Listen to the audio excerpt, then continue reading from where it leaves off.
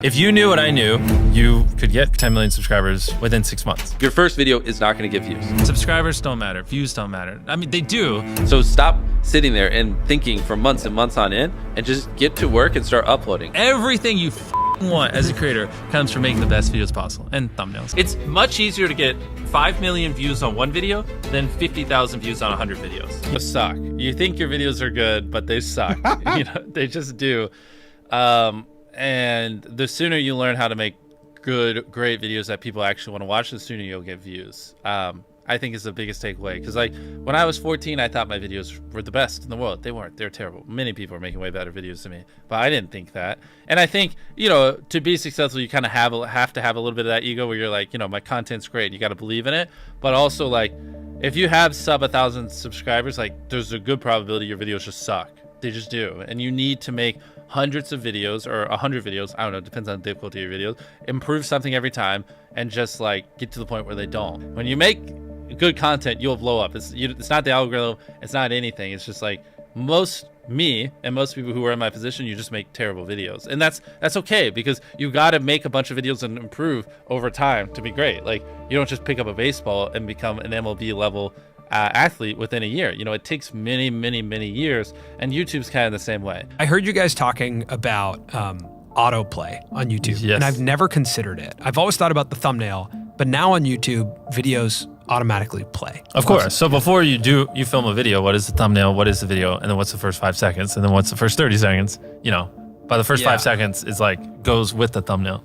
Because it's possible that people open YouTube and they don't see it. They don't Especially even see the for thumbnail. us, because like for so many people I've watched hundreds of our videos, when I upload, I am first on your homepage. So like you just literally don't even see the thumbnail because it autoplays so quickly. So like the thumbnail is irrelevant. I have to like visually convince you to click on the video. Wow, that's so interesting. Yeah, that's why we go so hardcore. Dude, that's so crazy. So do you consider also captions in those first 5 seconds? Because Of people course, aren't all watching of it. with Yeah, audio. everything. Everything, yes, 100%. Wow. So those first 5 seconds, that hook is now even more important than it ever used to be. Oh, 100%. Yeah, before it was important because you had to convince people to watch. Yeah. Now you have to convince people to click and watch at the same time. Whoa. With the first 5 So seconds. that's driving CTR now too. Yeah. It is, Interesting. 100%. Wow. I roast that a lot of people who like have boring first 5 seconds. It's brutal. A lot of people get analysis paralysis and they'll just sit there and they'll plan their first video for 3 months. And any of you listening, if you, especially if you have 0 videos on your channel, your first video is not going to get views, period. It's not. Your first 10 are not going to get views. I can very confidently say that.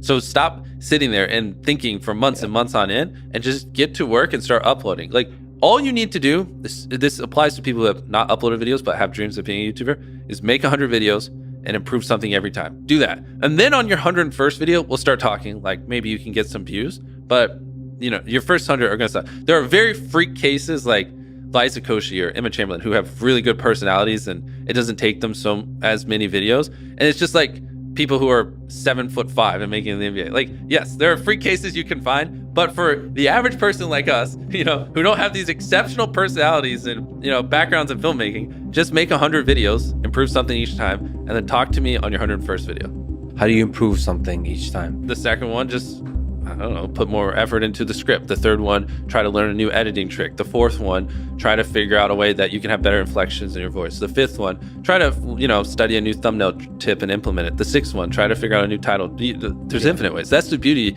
of content creation online. There's literally infinite ways, from the coloring to the frame rate to the editing to the filming to the production to the jokes to the pacing to every little thing can be improved, and they can never not be improved. There's literally no such thing as a perfect video. What YouTube wants is they want people to click on a video and they want to watch it. Like at its core, that's what it is. Now you can like draw little lines and go as deep as you want into how to get people to click and how to get people to watch. I mean, essentially by studying the algorithm, you'll learn that you're more studying human psychology, right? What do humans want to watch? Anytime you say the word algorithm, just replace it with audience and it works perfectly. Like the algorithm didn't like that video. No, the audience didn't like that video. Literally, that's it. If people are clicking and watching, then it gets promoted more. And that's literally all the algorithm does, is reflect what the people want to a T.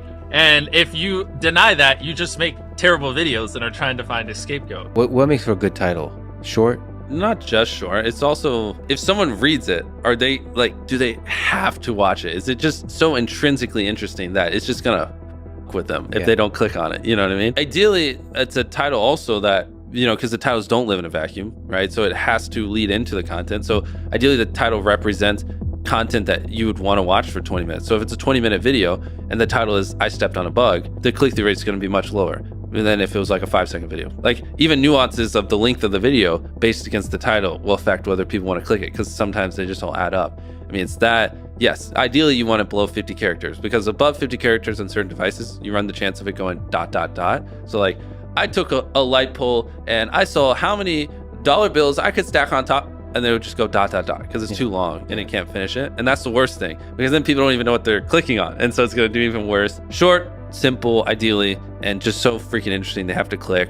And it is a good segue into the content, and it represents the length of the content. The more extreme the opinion, typically the higher the click-through rate. If you can like pay it off in the content, then it just supercharges it. So like, oh, so you have a kind of estimate of the extreme. Like this water, right? You're like, Fiji water sucks. Yeah, that would do fine. But if you said Fiji water is the worst water I've ever drank in my life, yeah, way more extreme opinion would do way better. But you have to deliver. Yeah, but then you have to deliver, because the more extreme you are, the more extreme you have to be in the video.